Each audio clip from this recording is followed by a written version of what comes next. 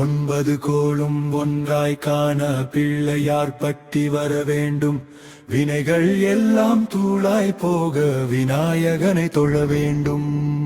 ஒன்பது கோளும் ஒன்றாய் காண அருள் விளக்கும் எங்கும் தோன்றும்.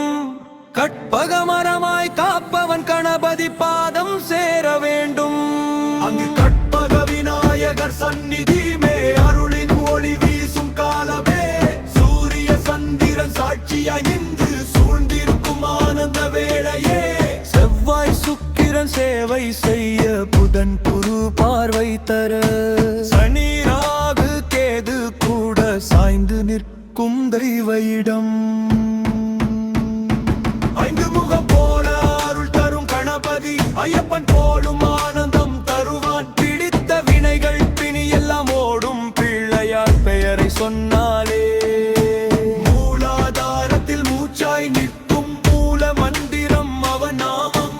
மூன்று உலகமும் காப்பவன் வந்து முன்னால் நின்று ஆசீர்வதிப்பான்.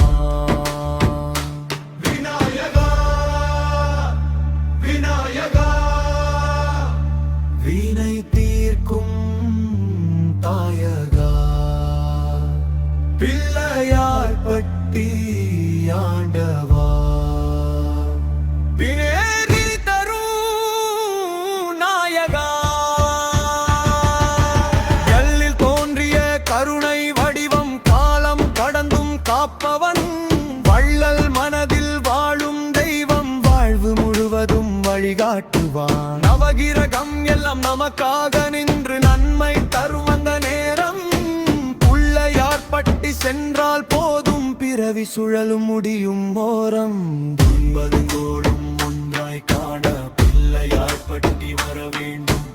அவன் திருவடி சேர்ந்தால் வாழ்வு அழகான பாதை தரும் நிச்சயம்.